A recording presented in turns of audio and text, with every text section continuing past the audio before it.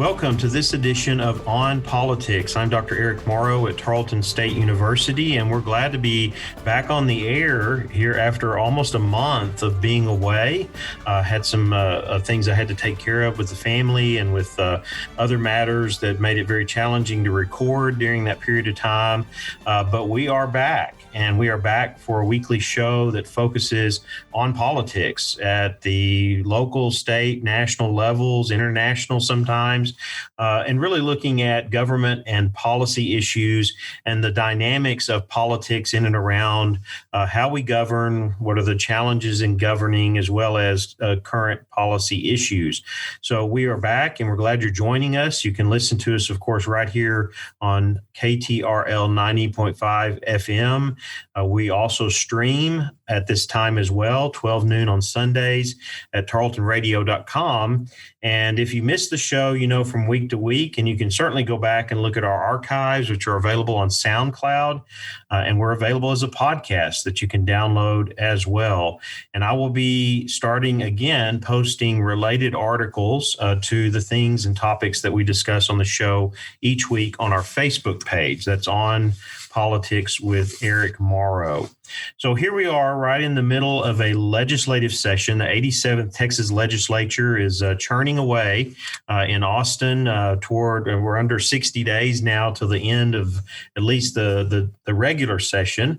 And it's always great in terms of the political dynamics, especially in Texas and the things happening, to look at it. And we're going to be looking at a very current issue related to voting and some of the bills that have passed or are being considered related to voting coming out of the general election. But that's in the second half of the show. And for this first half of the show, we are very pleased to have with us today Jane Hickey, who is here locally in Stephenville and Erath County, but has a world of political experience and background, at least in the realm of politics, which does relate, as we'll get to, as you'll see in a moment in the interview, to looking kind of to the inside. What goes on behind the scenes? What are some of the challenges and issues that are happening right now as people in Austin are trying to work through critical issues and govern here in the state of Texas? But before we ask her a few questions, I want to welcome her by giving you a little bit of background, being trained as a lawyer and then begin working in county and state government. She then was the director of the governor's office in the Ann Richards administration and in appointments to boards, commissions, judgeships, and then served as the director of the Office of State and Federal Relations in D.C.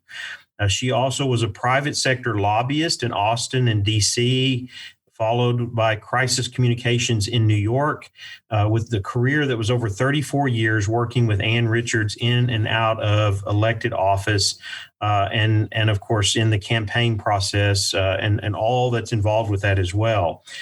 She also worked at the Stanford Center on Longevity and edited a book with Henry Cisneros called Independent for Life: Homes and Neighborhoods for an Aging America. So with that broad experience, especially working with an icon in Texas politics, Ann Richards, we welcome you, Jane, to the show today. Thank you. I'm delighted to be here. Well, you had a very unique experience. I mean, not many people can say that all of these things combined in terms of your career and the opportunities you had, and working, of course, with Governor Richards for many, many years. But kind of looking back, because some people may ask, especially in the climate we see today, how do you get into politics? I mean, how does something like this happen where it leads you in a career like this, where you have these kinds of experiences, and of course, just in our conversations with you and with others who know you, knowing how much you've not only enjoyed this, but of course, here the opportunity for us to talk about it. But give us a little bit of a background here. What led you into this career and being so engaged with politics throughout that career? Well, when I was in college, it was during the Vietnam War, and you couldn't be on a college campus and not be aware of larger political issues. And when I graduated from college, I had no idea what to do. And I saw a classified ad in the newspaper, and it was for a job working for Planned Parenthood in South Texas on a migrant project. So I did that, and in the course of it, encountered a woman who was running for governor, whose name was Sissy Farenthold, Frances T. Sissy Farenthold, and I became in charge of county organization, which was meaningless because we didn't have anybody who wanted to run any counties. And and in the course of that, I met Ann Richards, who was at the time running Sarah Weddington's campaign for the state legislature. Sarah was a young woman who had argued Roe versus Wade to the United States Supreme Court. These were days in Austin, Texas, when it was when politics was fun.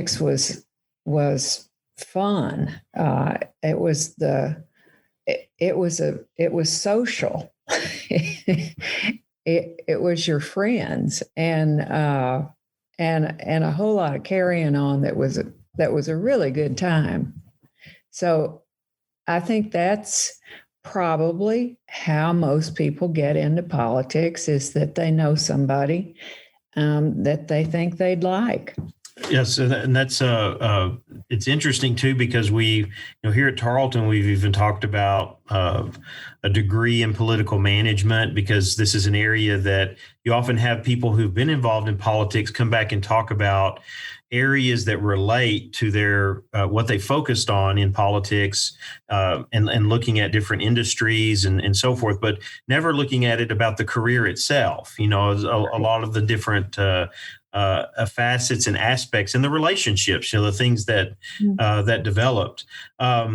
So our show here, is not so much is focused on politics. I mean, we look at a lot of political issues, and especially contemporary things, but not just in the present. And as we kind of look back to your experiences and your work with Ann Richards, what are some of the unique aspects of this? Because she was many people know her just as having been governor of Texas, but she did so many other things in politics, both before that and after as well. And you had that span of your career that was engaged with that. And so what are some of those unique things that you recall and kind of look back on about her in terms of her engagement with politics and with various issues? Well, she was responsible for my career. We worked together for 34 years. And I was also responsible for hers. One time we were interviewed for a book about friendship, and she said, well, we just burned the candle at both ends. And I said, and we took turns being either the gasoline or the matches. It was, we were busy. And the issues that occupied her from the time that she first served, she was a housewife, and she had served on the Planning and Zoning Commission. And then the group of people asked her husband, David, if he would run for county commissioner. He turned him down, and he really talked her into running for county commissioner. She worried that it would mean the end of their marriage, that it would just put too great a strain on it. But he really thought she would regret not having tried to do it. She ran for county commissioner and was successful. She she learned a lot, and working in county government probably teaches you as much about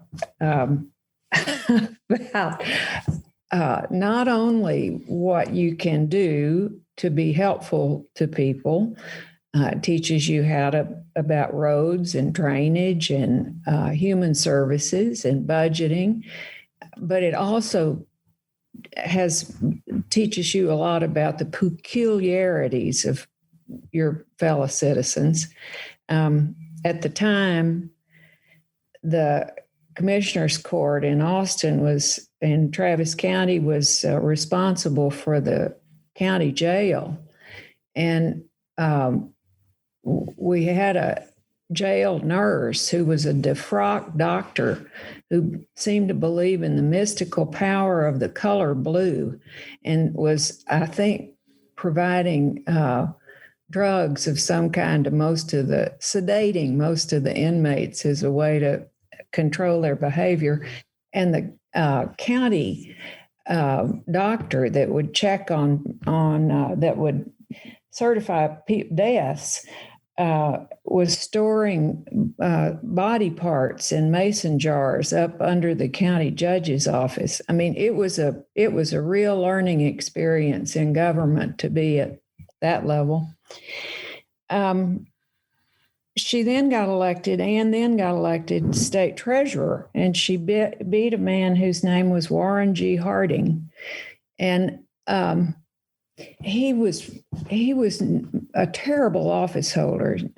She did a very good job as state treasurer, and served while she was state treasurer. John Sharp, now the chancellor of the A&M system, was the controller of, and they were quite a team. Warren G. Harding would take big sales tax checks that came in from like Sears, which was a major retailer in Texas at the time, and he would put the check in a refrigerator box, a big cardboard box that you would ship refrigerators in, and then he would mail the check in the box off to a central bank, and suggested that you could actually do this digitally. You could actually wire transfer money. So she wound up making quite a lot of money for the state of Texas, and that led to prominence in politically. And she was invited to give a speech to the National Convention of the Democratic Party. This was 1988. And she did a great job. It was a great speech, not just for the funny parts of it, but the substance of it was really important. And we went from there almost immediately into the campaign for governor, which was one of the Democratic primary campaign at the time was very important. And it was one of the meanest campaigns that anybody in Texas politics can remember. It was really tough. And when we ended the primary campaign, she was down to like 26 points positive rating among people. And the general consensus was there was no possible way she could get elected governor. But happily, the Republican candidate was terrible. It was a really bad candidate. And we kept the pressure on. We did a good job, and she handled things well, and she was successful. At the time she took office as governor, the state was $5 billion in debt, and there were federal court orders that were controlling state agencies, from mental health to the prisons to the public school system. So control had to be returned to state government, had to satisfy the federal courts. And then she did, she made a major shift in the power of the Texas governor in helping the governor's office do a better job of controlling appointments to boards and commissions and changing the behavior of the people who were on those boards.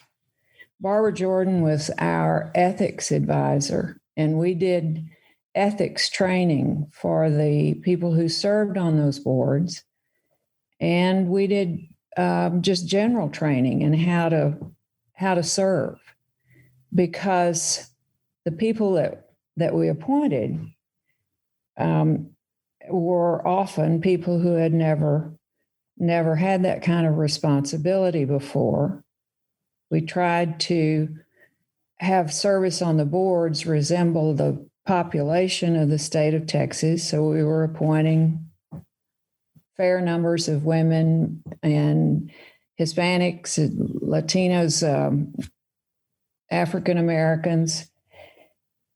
But we also looked for not just diversity in who people were, but we looked for what they knew.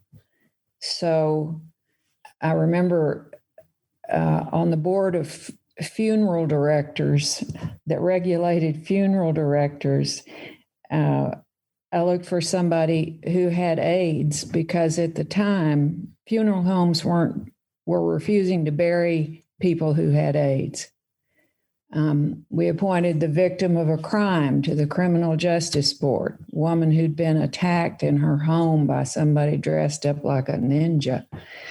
I can tell you that many of the issues that she dealt with, that we in government dealt with, are identical to the ones that we face today. And in thinking about it, I think the major difference is that we saw the U.S.-Mexico border in Texas as an opportunity rather than as a threat. That was singular to me in the difference between then and now. Politics was just the other major difference between then and now is that there was a distinction between running for office, winning and losing, and governance. So you ran for you had a campaign, and it was as as tough as can be. You won, you lost. You then had to work together. In and out of office, you had to work together. Now it seems like, perhaps because of the politicization of the media and the internet, the campaign never ends. So there's much less focus on the skill of governing, the responsibilities of an office holder to serve, the collegiality that's required, the comity, and much more about taking the kind of no holds barred, win or lose every moment that is a part of a political campaign. Well, you say that, and it's a great insight, because we look at some of these very challenging issues that legislatures, Texas legislature, Congress, they're trying to tackle, and how much of an impact that can have beyond the campaigns. Like you're saying, never ends, because it's setting up for either the next campaign, or it's that politicization that you're talking about. Mm-hmm. Almost on every issue, and then the challenges. And I think this is where I'd like to ask you a little bit about your insight, because being assisting the governor in that way and being in the middle of this, you saw a lot of what had to happen to govern. And a lot of times what we see in the media is more of the focus on the politics and who's taking what side and who's opposing and who's saying, well, why you can or can't do that. But really in the halls of governance, and I guess, maybe even more so than in your time there than now, there was a lot of exchange, a lot of discussions, a lot of I would say compromise. I would say. I mean, I'm throwing some things out there to try to get your insight here as to what you saw go on to help people govern and try to find a way through dealing with problems and challenges and so on. Sometimes, yes, I would assume the politics are always there, but then sometimes it gets down to it, and you've got to make decisions about things. So, what especially right now with the legislative session going on, what was that? That kind of give and take that what was going on between the governor and those leading in the legislature to try to get through and get things passed or address critical issues? Well, as you know, the governor in Texas came about in a time of Jacksonian democracy. So we didn't want to have a powerful governor, and we do not. The governor's power is in the power to persuade the legislature, the legislative budget board, and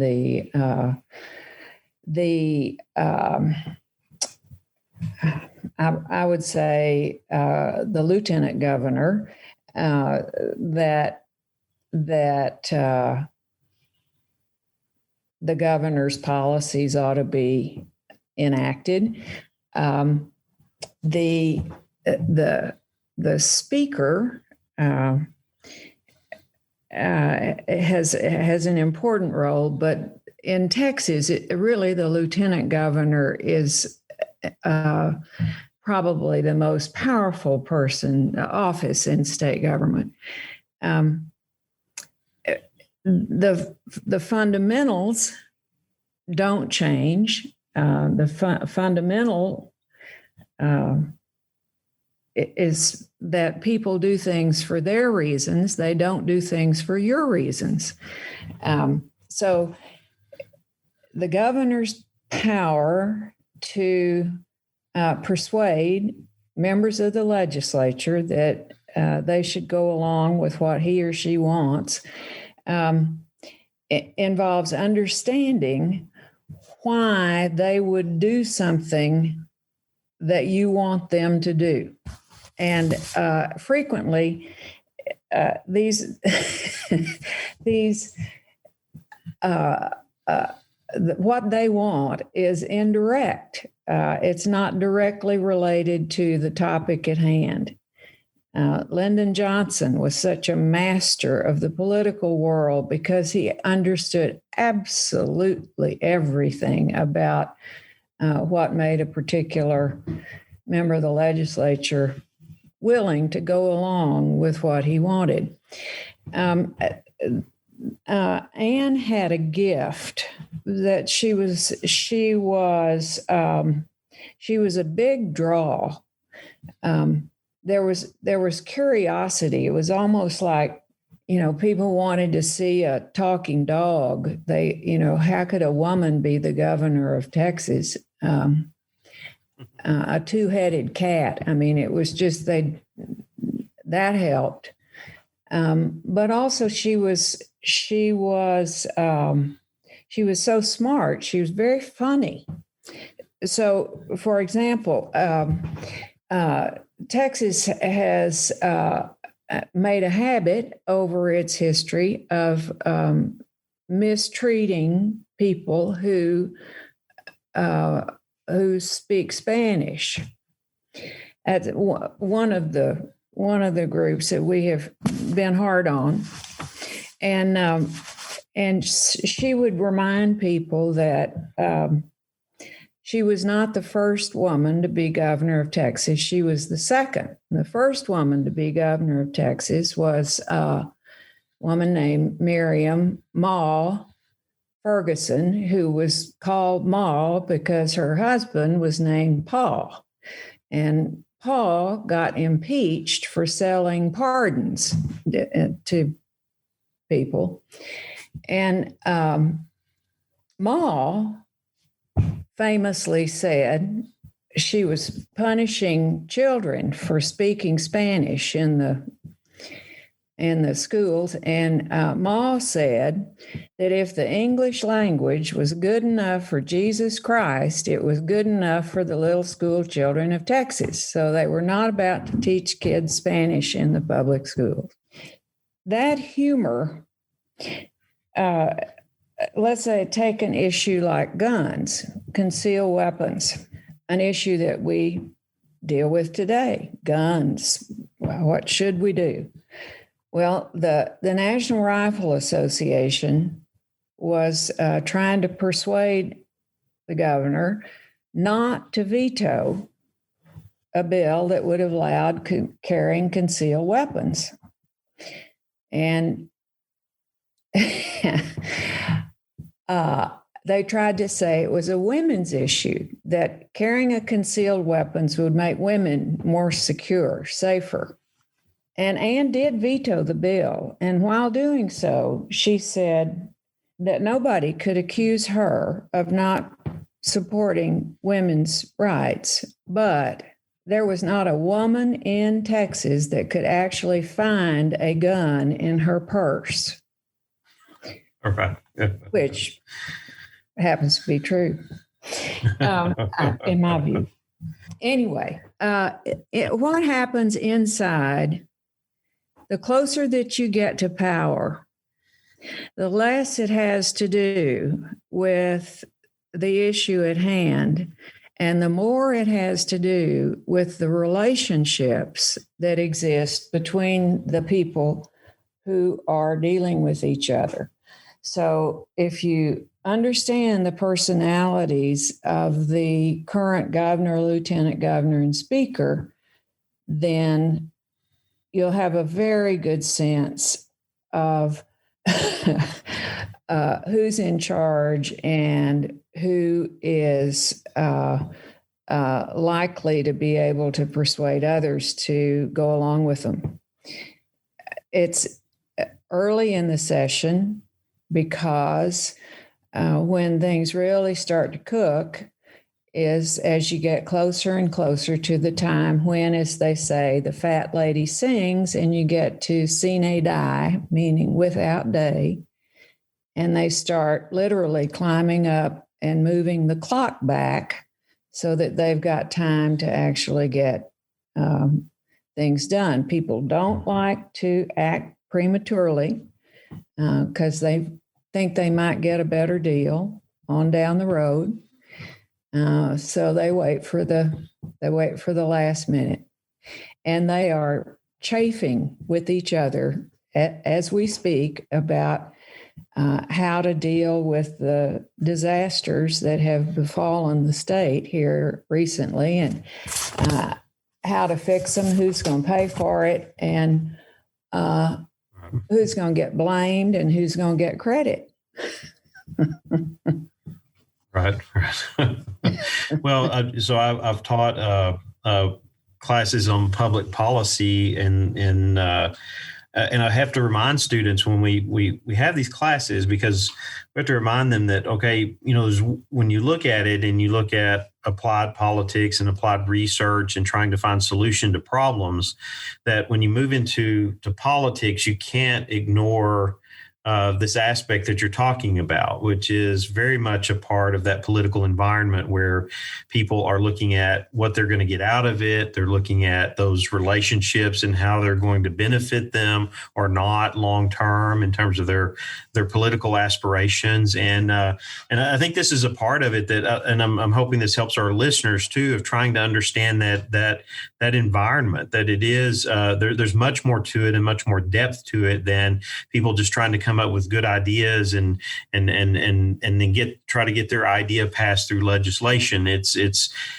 just so many more facets to it in a system that we have that sometimes we don't want to embrace the messiness of it. It is because we're human beings. I mean, I'm teaching political science students right now in terms of research methods and talking about empirical research, which is always a challenge. In a lab, it's one thing. In the hard sciences and so on, when you start involving human beings, there's a lot of things that change, a lot of dynamics there. And we see this on display. I mean, in politics, you saw it firsthand in your experience with someone who was, like I said, an icon, but really, I think changed in the era that was the governorship. Changed perceptions about it and changed a lot of the different ways in which the public persona of the governor and engagement with issues and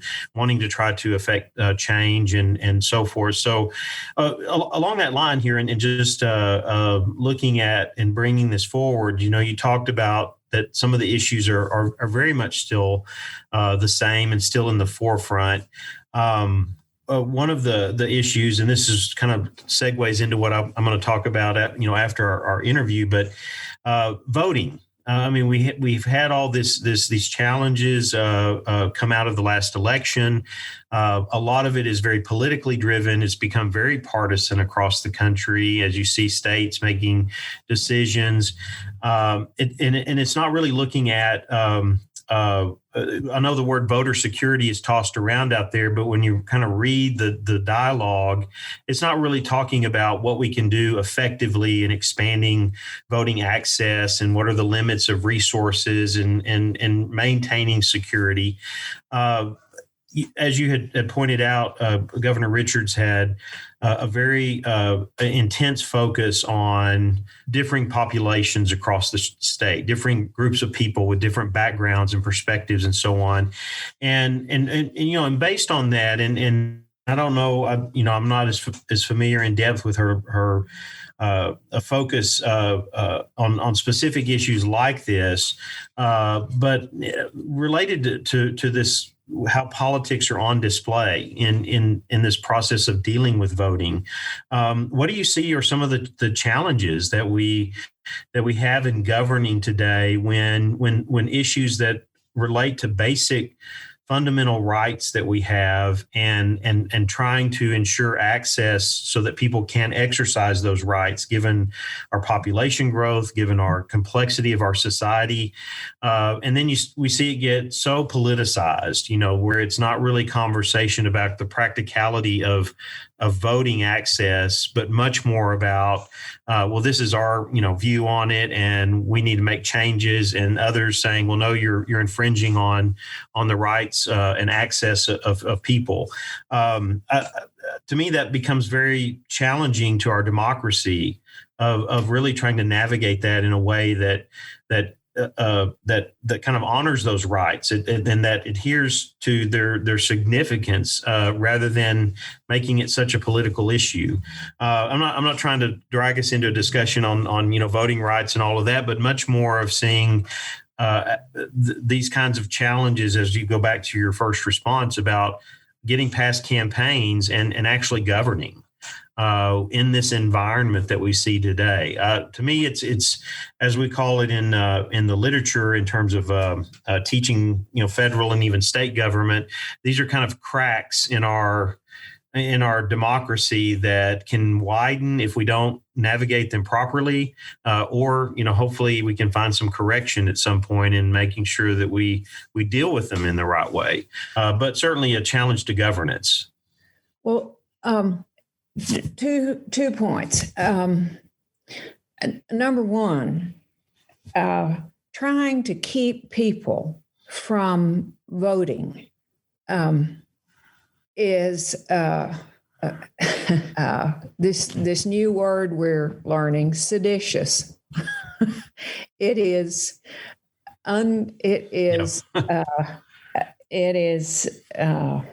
It is under our Constitution. It It is a sin. The fight to expand the ability, the inclusion of people in the ability to exercise that right to vote. Anne and I have had a close friend, a woman named Ellen Temple, and she has a new movie that everybody ought to watch that I think will be shown on KERA on April 10th for the first time. It's a history about Minnie Fisher Cunningham and a documentary about Minnie Fisher Cunningham and the long struggle to get the right to vote for women in Texas. It was not until 1966 that Texas outlawed the poll tax. Until 1966, you had to pay to vote in Texas. I believe sincerely that the efforts by some to demonize, criminalize our idea of the U.S.-Mexico border in Texas is designed to try to deter civic participation by people who are Mexican Americans. And I believe that the efforts to make it more difficult for people to vote, any people to vote, particularly African Americans and Mexican Americans to vote, people who are poor or who have made a mistake earlier in their life, is an effort to try to retain power against the tide of a changing population and its demographics. I think that is a losing battle, but people hold on to what little privilege they have as long as they possibly can. If you look, for example, here locally, the fact that this county is split into two different congressional districts, the fact that we do not have a polling place that is easily accessible to students in and around the Tarleton campus is a local, in our faces example of trying to dilute the power of a concentration of young people and people who are not lucky, like me, being older and having a nice house and all of that, to be in charge. It is so critical that we find ways to help everybody register, vote, participate, and understand that politics is not something out there, ugly, something to stay away from, where there are bad guys and good guys, and you pick which side you're on, and never the two shall meet. Politics is us, all of us. Our government is us, all of us. It touches every aspect of our lives, and we'll be a whole lot better off if we learn how to talk to each other, how to work together, and how to try to solve the problems, continuing problems that we face.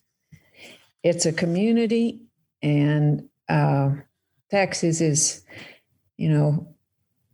God bless Texas, God help Texas. Somebody said that the history of Texas is mainly the history of what men do outdoors.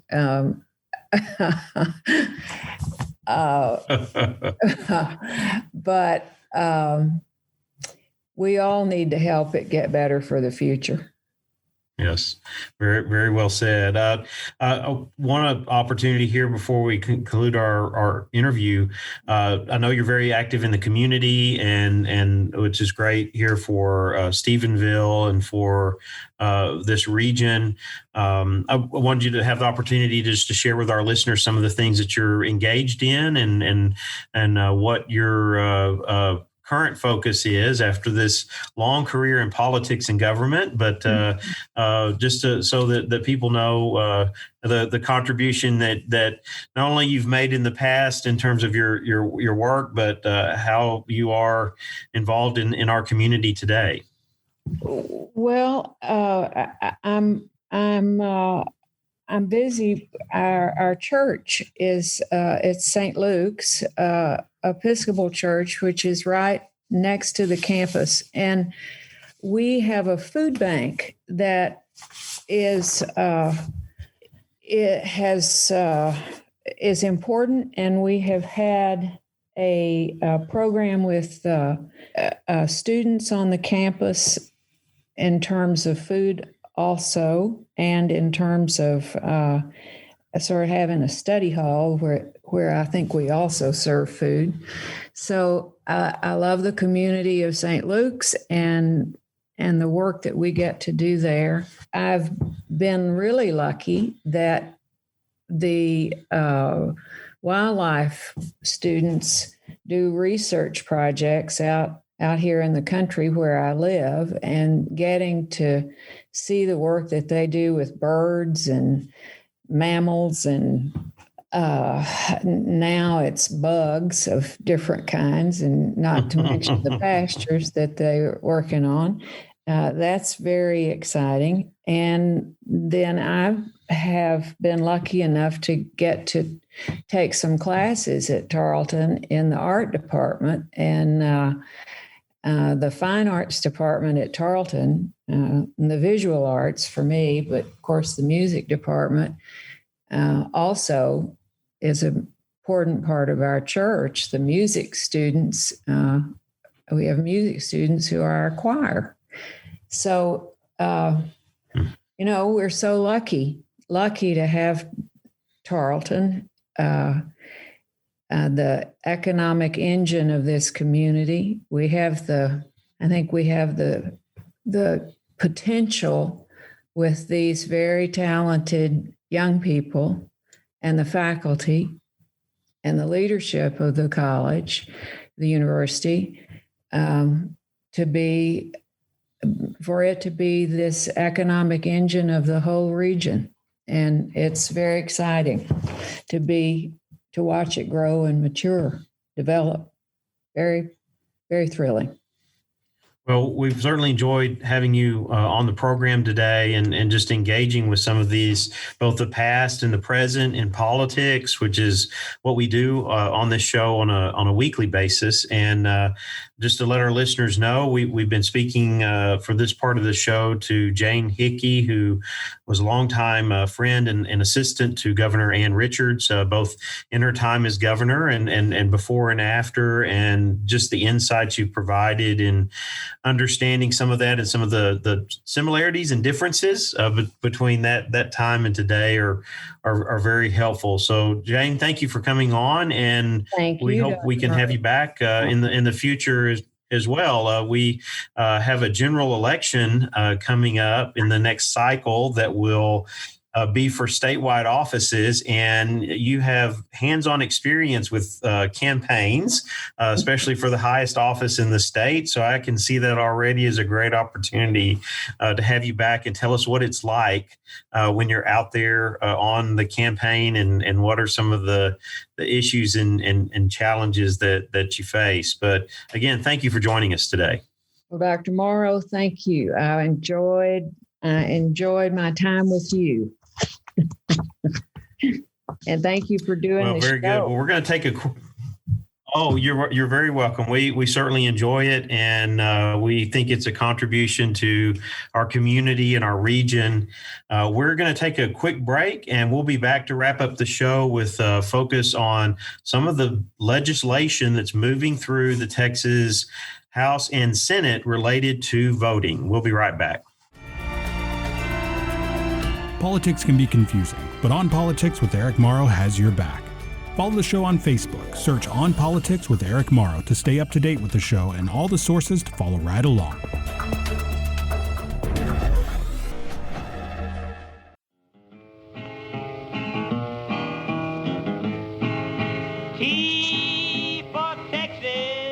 T for Texas is a Texas-based history podcast from historian Dr. T. Lindsay Baker. Find a new episode every Thursday morning wherever you get your podcasts.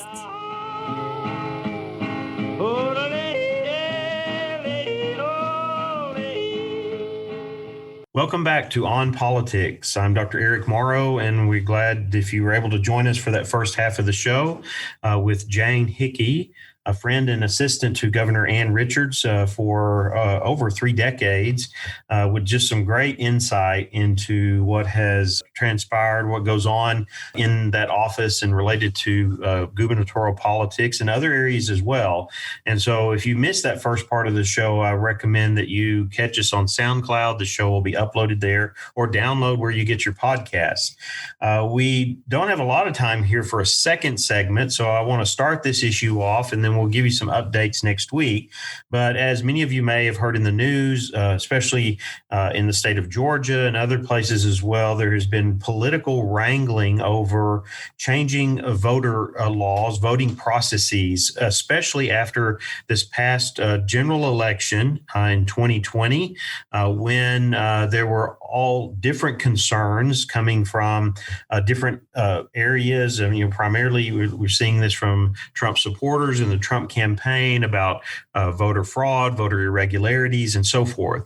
Now, the data that's out there shows that there was not certainly widespread voter fraud, irregularities. Again, some of these processes were changed in the years prior to 2020 and approved by state legislators. And so some of that now is, in light of COVID, in light of the challenges in the election, are kind of going back and looking at that and saying, okay, what do we need to change or adjust or tighten up?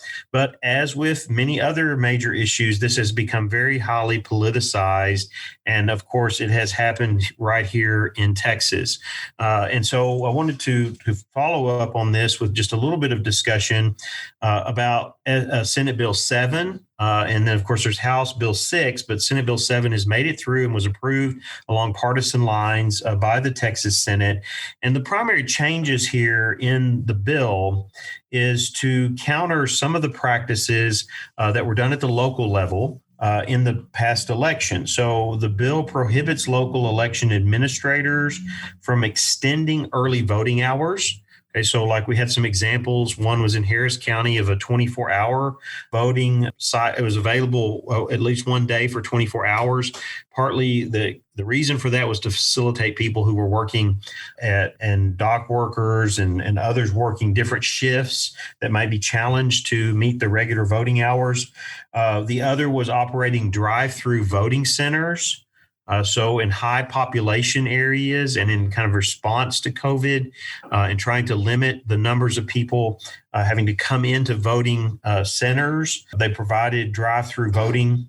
It would also bar election officials from sending out mail-in ballot applications without a voter's request. Among other things with this is it gives partisan poll watchers more access to polling locations. So poll watchers are those who are designated by a party or a candidate to observe at a particular polling site in order to notice any irregularities or any attempts at voter fraud and so forth. So regarding the bill itself, I think that's something that we can get into as we see this legislation move forward in the House and the potential of it passing here in Texas, which I think is very high at this moment. But I do want to point out some things that I think we need to be considering in this debate, and one that has become very political. Because if you read through a lot of the reports on the things coming out of the state legislature, you can access those at Texas the Texas legislature online, where you can look up the bills, you can read the bill text, you can read the bill analysis, which I recommend. It always gives a good summary overview of what the changes are. You can see some of the debate about the bills, but it's very clear that this has become politicized because, one, you have the constituency in both parties looking at this in different ways. One looking back at election and saying, well, we had these things out there and we want to put more safeguards in place, or as some are saying, they're being accused of, is they're trying to limit access to voting. Where in the other side focusing on this and saying, well, that limiting access to voting is a problem. It's a problem because it negatively impacts African Americans, Hispanics, Latinos in Texas. And so both sides have lined up either in opposition or for this. And really what you're not seeing in the conversation, and this is where I want to point out the impact that politics has on this, is are we actually examining the significant challenges to voting, the security issues with voting, and then how do we find solutions, and what are the extent of those solutions that we're willing to do or to pay for? The voting is expensive. It costs to, given this technology that we use, given all the facets of it, the security aspects of it. And so it's one of those things where, hey, you can't just open it up wide open anywhere, everywhere, online, all of these things that create a lot of security challenges to protect the right to vote. But on the other hand, are there legitimate cases of access that need to be addressed? And up to this point, we've left that in the hands of local officials, certainly within certain boundaries as to what options they had, how they could go about doing it, how there's transparency, how there are checks in place to ensure voter security. And so in this issue here, you don't see those kinds of discussions. You see an attempt to kind of centralize this even more, to control it with state law, to give less flexibility on the local level, with this idea that it is about voter security.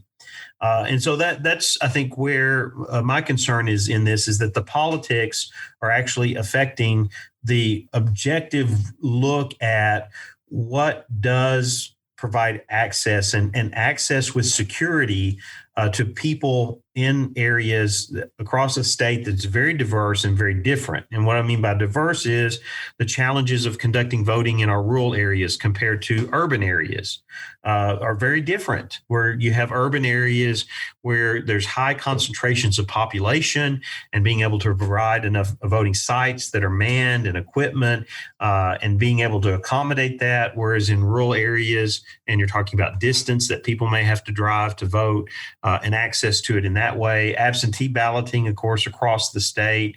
There are so many different facets of this that have to be looked at and considered, and not really this kind of knee-jerk reaction to say, okay, well, we've got some parts of the state doing it this way and other parts doing it that way, and we're concerned about security and how they can carry on those things. I mean, it's legitimate questions. Voter security as you expand voter access and the ways in which voters can access the process. But it's also a question of flexibility to determine where those things can work, where they work well, where they serve the people in terms of providing voter access.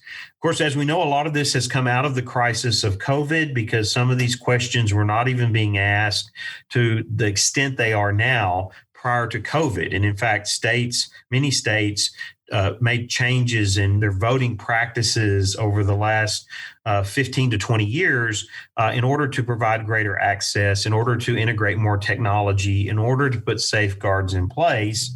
And now, because of COVID and because of different ways in which this was approached by local governments, especially in Texas, The other dynamic, just very quickly, and this is something we'll come back to, is the involvement of corporations now, of lobbying against states, looking at Major League Baseball and the decision they made in Georgia to move the All-Star game, looking at now the pressure that some are calling for corporations to put on the state legislature to stop this process of passing new voter changes to voter laws and so on.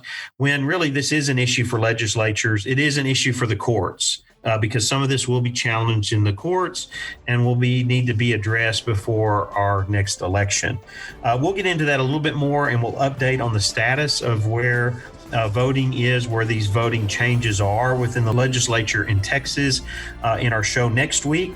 I want to thank you for joining us this week for On Politics. We're right here each week, Sunday at noon on KTRL 90.5 FM at tarletonradio.com. And we'll look forward to our regular shows each week going forward, and we will see you again soon. Thank you.